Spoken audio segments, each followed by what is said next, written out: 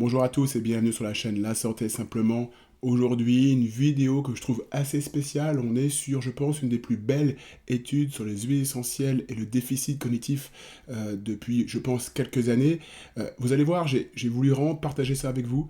Moi, ça m'a bien plu. Comme vous le savez, j'aime bien partager les choses qui me touchent, qui me tiennent à cœur, qui me parlent.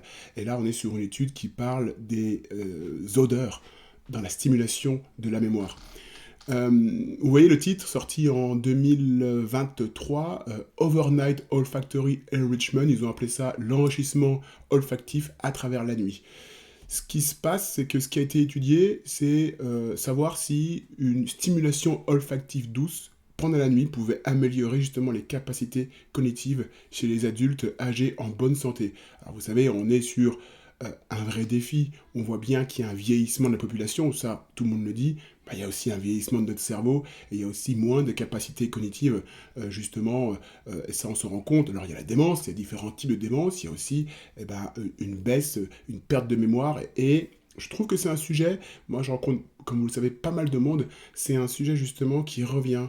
On peut me solliciter, ou en tout cas les patients vont voir aussi leur médecin pour leur dire je perds la mémoire, je me sens moins à l'aise, j'ai du mal à retrouver les mots. Donc on est vraiment sur un vrai sujet, je pense quand même une inquiétude. Les patients qui ont 60, 70 ans, ou même des fois avant, sont inquiets lorsqu'ils se rendent compte justement qu'ils ont moins de capacités cognitives.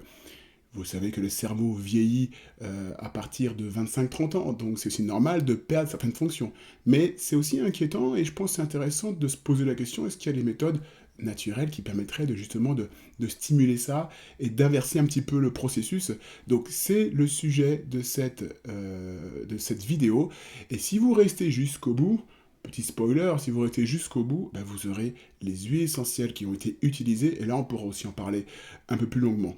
Donc voilà, perte cognitive chez les personnes âgées est un problème croissant nécessitant des solutions simples, économiques et efficaces pouvant être appliquées à domicile. C'est un peu ce que j'ai dit en résumé en une phrase. On est sur une étude qui a... alors c'est un petit groupe d'études, oui, on va pas s'enflammer, on n'est pas sur 2000-3000 personnes, mais ce qui est intéressant, c'est justement les résultats, et vous allez voir, on va avoir des résultats justement, notamment à l'IRM fonctionnel, donc sur l'imagerie cérébrale. Donc 43 adultes en bonne santé qui sont âgés de 60 à 85 ans.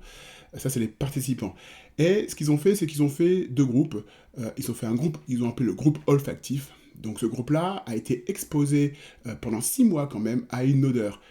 Une odeur, 7 odeurs par semaine pendant 2 heures via un diffuseur. Vous connaissez que c'est une des méthodes pour justement diffuser dans l'air des odeurs, notamment des huiles essentielles. On achète un diffuseur, on diffuse, ça fait une odeur, on respire l'odeur, et puis là, ça stimule effectivement à travers le bulbe olfactif, ça peut aller stimuler le cerveau.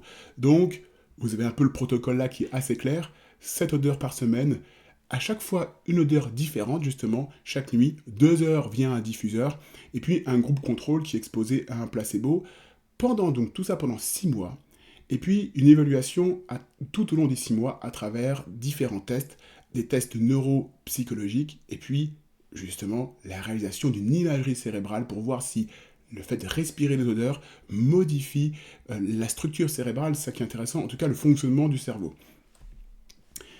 Ce qui s'est passé, c'est qu'au bout du 6 mois, ils se sont rendus compte que il y avait une amélioration de 226% chez le groupe enrichi, donc le groupe qui respirait les huiles essentielles, plus 226% sur le test, donc par rapport au groupe contrôle, sur le test de mémoire auditive verbale de Ray.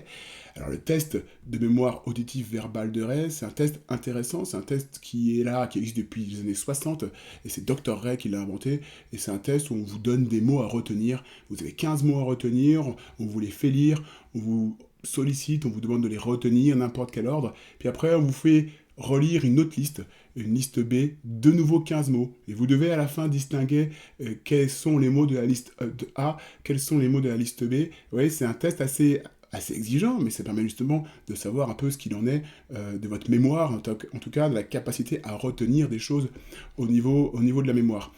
Donc, amélioration de ce test justement de mémoire auditive verbale, Bah, une amélioration également du fonctionnement du faisceau inciné gauche. Donc là, ce qu'ils se sont rendus compte, c'est que l'IRM était modifié. Le cerveau des personnes qui avaient respiré ces huiles essentielles était amélioré, était modifié, et ce faisceau inciné gauche, il est au niveau gauche du cerveau, entre le lobe frontal et le lobe temporal, il serait à peu près à cet endroit-là, et il fait la jonction justement dans différents processus de mémorisation.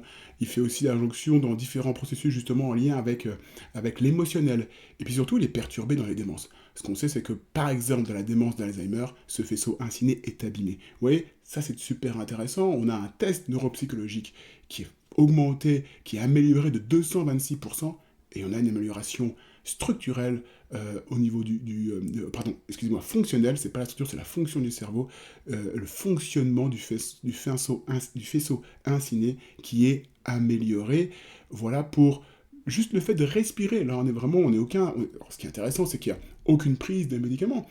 On est sur juste de la respiration, de l'olfaction. N'oubliez pas que l'aromathérapie, c'est la thérapie par les odeurs. Donc à la base, c'est ce qu'on respire.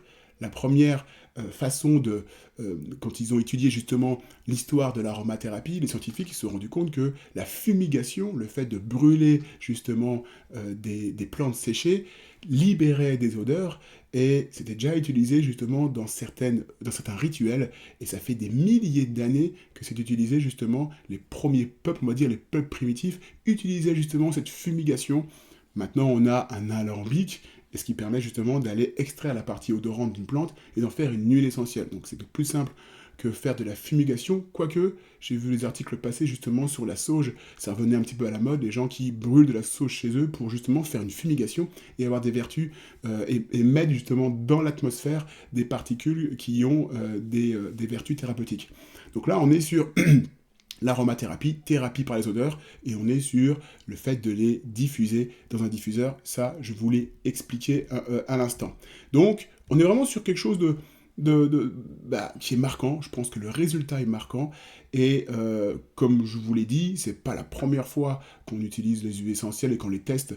Moi, j'avais un petit souvenir des huiles essentielles testées dans la douleur, et j'en ai fait une vidéo, notamment l'huile essentielle de rose pour les grands brûlés qui étaient testés à l'hôpital, notamment dans différents pays, pas en France, mais dans différents pays qui ont peut-être moins de budget et qui ont peut-être moins d'investissement pour gérer la douleur. Et ben, on faisait respirer avant le changement de pansement, on faisait respirer justement ces patients de l'huile essentielle de rose pour calmer leur douleur et pouvoir changer leur pansement. Donc ça se fait concrètement pour la douleur.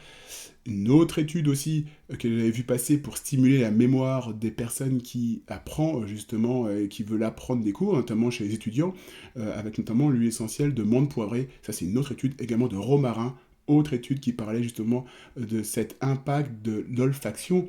On respire, ça rentre entre guillemets, ça rentre dans le bulbe olfactif et ça diffuse dans le cerveau. Donc, je vous ai promis les huiles essentielles qui sont utilisées dans cette étude. Et ben, on a la rose, j'en parlais un instant pour son impact pour la douleur. On a l'orange, on a l'eucalyptus, on a le citron, on a la menthe poivrée, le romarin et la lavande. Donc moi, j'en retiens deux surtout. Menthe poivrée et romarin, parce que menthe poivrée et romarin, si vous voulez retenir une chose, je crois que c'est, selon moi, les deux plus grandes huiles essentielles étudiées dans les fonctions cognitives en dehors de cette étude que je viens de vous présenter. La lavande, on est plutôt dans les fonctions anxiolytiques, on va plutôt la respirer pour se détendre. Le citron, on est plutôt pour assainir l'air. L'eucalyptus, on est plutôt sur, justement, pareil, assainir l'air et puis ouvrir les sinus. Donc on est plutôt sur des problématiques ORL infectieuses. Orange, on est plutôt sur des huiles essentielles justement aussi apaisantes. Toutes les huiles essentielles d'agrumes apaisent et calment, on va dire, l'esprit. Et puis la rose, je vous l'ai dit, c'est une huile essentielle assez particulière qui coûte très très cher. Et là, en tout cas, vous pouvez retenir que ça a déjà été étudié dans la gestion de la douleur. Donc voilà, c'est 2, 4, 6, 7 huiles essentielles utilisées dans cette étude pour booster les fonctions cognitives. Et là, vous avez tout le protocole. Donc là, si ça vous a plu, bien sûr, vous pouvez mettre un pouce à cette vidéo, vous pouvez la partager. On est sur un gros sujet et on parle de quelque chose de simple qui n'a pas répertorié d'effets secondaires, mais vous en conviendrez que respirer une odeur ne génère pas d'effets secondaires. En parlant d'odeur, je finirai là-dessus.